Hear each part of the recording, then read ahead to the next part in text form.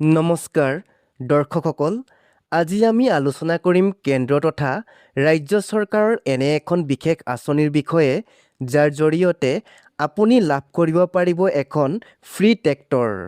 দৰ্শকসকল, কি আঁচনিৰ জৰিয়তে আপুনি বাৰু লাভ কৰিব পাৰে এই ফ্ৰী ট্ৰেক্টৰখন, আৰু এই ফ্ৰী ট্ৰেক্টৰখন লাভ কৰিবলৈ কি নথি পত্ৰ প্ৰয়োজন হ'ব আৰু কেনেকৈ আবেদন কৰিব, সকলো বিষয়ে আজিৰ এই ভিডিঅ'টোৰ জৰিয়তে আমি বিতংকৈ আলোচনা কৰিম। গতিকে ভিডিঅ'টো অকণমানো স্কিপ নকৰি সম্পূৰ্ণকৈ চাব আৰু তেতিয়াহে আপুনি চৰকাৰে প্ৰদান কৰা এই ফ্ৰী ট্ৰেক্টৰখনৰ বিষয়ে সকলো কথা জানিব পাৰিব। প্ৰিয় দৰ্শকসকল, বৰ্তমান সময়ত কৃষিকাৰ্য বহু সলনি হৈছে।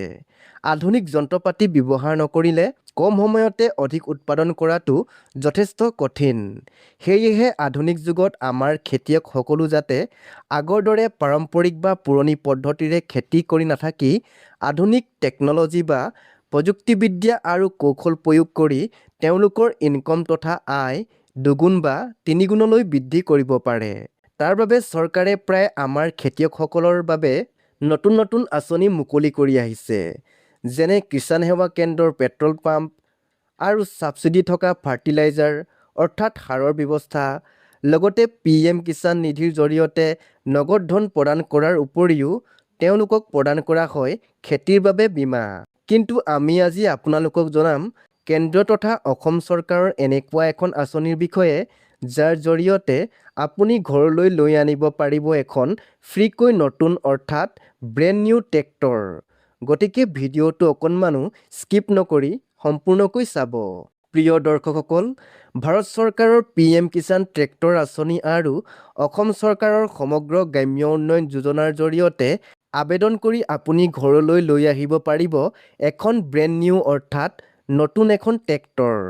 কিন্তু আপুনি যদি এজন অসমীয়া তথা অসমৰ নিবাসী আৰু চহা খেতিয়ক, তেন্তে অসম চৰকাৰে সমগ্ৰ গ্ৰাম উন্নয়ন যোজনাৰ জৰিয়তে লাভ কৰিব 70% ছাবচিডি আৰু ইয়াৰ উপৰিও বেংকে আপোনাক প্ৰদান কৰিব 20% পৰ্যন্ত চৰকাৰী লোন। মানে কথাটো হ'ল, আপুনি মাত্ৰ 10% এটা খৰচ কৰিয়েই আপুনি ব্ৰেণ্ড নিউ ট্ৰেক্টৰ এখন ঘৰলৈ কিনি আনিব পাৰিব।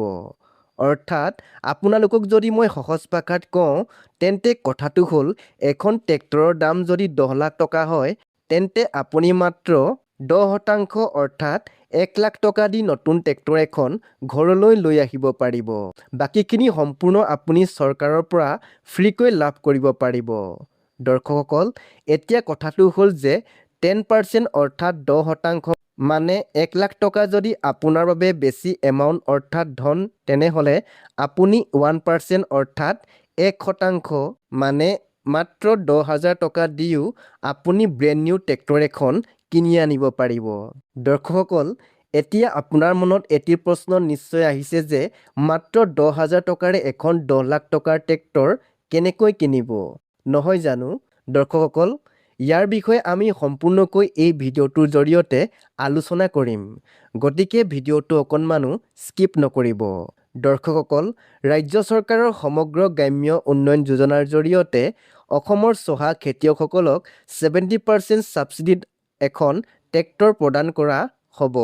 প্ৰিয় দৰ্শকসকল, ইতিমধ্যে প্ৰায় 10,109খন ট্ৰেক্টৰ প্ৰথম পৰ্যায়ত চৰকাৰে বিতৰণ কৰিছে। এতিয়া দ্বিতীয় পৰ্যায়ৰ ট্ৰেক্টৰ বিতৰণ কৰা কাম আৰম্ভ হ'ব। সেয়েহে আপোনালোকে আবেদন কৰি এখন ফ্ৰী ট্ৰেক্টৰ লাভ কৰিব পাৰিব। দৰ্শকসকল, এতিয়া কথাটো হ'ল যে এই আঁচনিখনৰ পৰা আপুনি কি লাভ কৰিব। প্ৰথমে আপুনি লাভ কৰিব 70% ছাবচিডি অৰ্থাৎ 70% ৰেহাই লাভ কৰিব। দ্বিতীয়তে, আপোনাৰ ট্ৰেক্টৰখনৰ লগত যিবোৰ যাৱতীয় সামগ্ৰী, সেইখিনিও আপুনি এই আঁচনিখনৰ জৰিয়তে বিনামূলীয়াকৈ লাভ কৰিব পাৰিব। ইয়াৰ উপৰিও বেংকে আপোনাক মুঠ মূল্যৰ প্ৰায় 20%লৈকে লোন প্ৰদান কৰিব।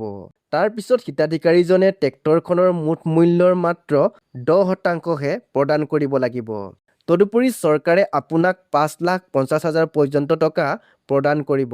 লগতে আপোনালোকৰ ট্ৰেক্টৰখনৰ মডেলটো আপোনাৰ গ্ৰুপটোৰ অনুসৰি আপোনালোকে নিজে বাছনি কৰি ল'ব পাৰিব।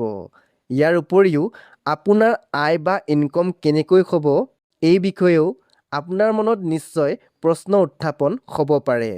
প্ৰিয় দৰ্শক, আপোনাৰ যি ট্ৰেক্টৰ সেই ট্ৰেক্টৰখন আপোনাৰ গাঁৱত থকা খেতিয়কসকলে নিশ্চয় ব্যৱহাৰ কৰিব আৰু ব্যৱহাৰ কৰিলে আপোনালোকক ৰেণ্ট হিচাপে অৰ্থাৎ ট্ৰেক্টৰখনৰ ভাড়া দিব। অৰ্থাৎ ভাড়া দি আপোনাৰ পৰা ট্ৰেক্টৰখন ব্যৱহাৰ কৰিব আৰু তাৰ বাবে আপোনালোকে যি ভাড়া লাভ কৰিব সেইটো হ'ব আপোনাৰ বাবে এক প্ৰকাৰৰ আয় অৰ্থাৎ ইনকম। দৰ্শকসকল, এতিয়া জানো আহক চৰকাৰৰ এই আঁচনিখনৰ বাবে আবেদন কৰোঁতে আপোনাৰ কি ডকুমেণ্ট অৰ্থাৎ নথি পত্ৰ প্ৰয়োজন হ'ব। প্ৰথমে আপোনাৰ এখন আধাৰ কাৰ্ড থাকিব লাগিব। তাৰ উপৰিও ভোটাৰ কাৰ্ড, পেন কাৰ্ড, বাসস্থান প্ৰমাণপত্ৰ, bank passbook, passport size photo, mobile number ইত্যাদি আপোনাৰ প্ৰয়োজন হ'ব পাৰে।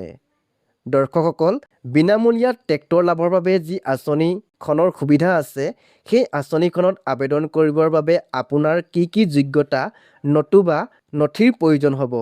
দৰ্শকসকল, এইখিনিতে এটা স্পষ্ট কথা মনত ৰাখিব যে চৰকাৰৰ এই আঁচনিখনৰ পৰা আপুনি কেৱল স্বয়ংক্ৰিয়ভাৱে ট্ৰেক্টৰ লাভ কৰিব নোৱাৰিব, বৰং আপুনি এটা দল বা গ্ৰুপ বনাব লাগিব আৰু একেবাৰে কম 8ৰ পৰা 10 জনীয়া ব্যক্তি থাকিব লাগিব, যিসকল আপোনাৰ নিজৰ গাঁৱত স্থায়ীভাৱে বসবাস কৰা লোক হ'ব লাগিব। লগতে আপুনি যিটো 8ৰ পৰা 10 জনীয়া দল বা গ্ৰুপ বনাব সেই গ্ৰুপটোৰ এটা যুটীয়াভাৱে বেংক একাউণ্ট থাকিব লাগিব, অৰ্থাৎ জইণ্ট একাউণ্ট এখন থাকিব লাগিব।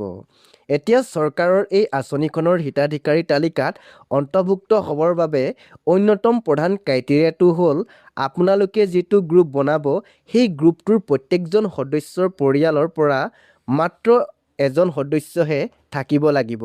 অৰ্থাৎ আপোনালোকৰ গাঁৱৰ 8ৰ পৰা 10 জনীয়া সদস্যৰ এটা গ্ৰুপ বনাব, য'ত এটা পৰিয়ালৰ পৰা কেৱল এজনহে ব্যক্তি ল'ব আৰু লৈ পেলাই আপোনাৰ অঞ্চলত থকা বেংকত গৈ এখন জইণ্ট একাউণ্ট খুলিব। আৰু এইখিনিয়ে হৈছে এই আঁচনিখনৰ বাবে আবেদন কৰোঁতে প্ৰয়োজন হোৱা যোগ্যতা। কিন্তু মনত ৰাখিব, যদি আগতে এনেধৰণৰ কিবা আঁচনিৰ জৰিয়তে চৰকাৰৰ ছাবচিডি অৰ্থাৎ ৰেহাই লাভ কৰিছে, তেন্তে এই আঁচনিৰ জৰিয়তে ফ্ৰীকৈ ট্ৰেক্টৰখন আপোনালোকে লাভ কৰিব নোৱাৰিব। দৰ্শকসকল, যিহেতু এই আঁচনিখনৰ অধীনত চৰকাৰে 70% আপোনাক ছাবচিডি প্ৰদান কৰিব, লগতে 20% বেংকৰ পৰা আপোনালোকে লোনো লাভ কৰিব আৰু আপোনালোকে মাত্ৰ 10%হে প্ৰদান কৰিব লাগিব। গতিকে দৰ্শকসকল, আপোনাৰ গ্ৰুপৰ সদস্য সংখ্যা যদি 10 জনীয়া হয় তেন্তে আপুনি গাই প্ৰতি 1%হে কণ্ট্ৰিবিউট কৰিব লাগিব। অৰ্থাৎ যদি আপোনালোকে প্ৰথমতে 1 লাখ টকা জমা কৰিবলগীয়া হয় তেন্তে আপুনি গাই প্ৰতি মাত্ৰ 10,000 টকাহে প্ৰদান কৰিব লাগিব।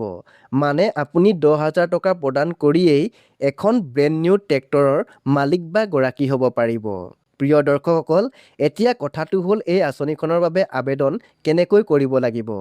দৰ্শকসকল, প্ৰথমে নিজৰ অঞ্চলৰ কৃষি বিষয়াৰ কাৰ্যালয়ত যোগাযোগ কৰিব। তাৰপিছত চৰকাৰে বিচৰা সকলো নথি জমা দিব। যদি গ্ৰুপ গঠন কৰিব লাগে তেন্তে নিয়ম অনুসৰি গ্ৰুপ তৈয়াৰ কৰিব।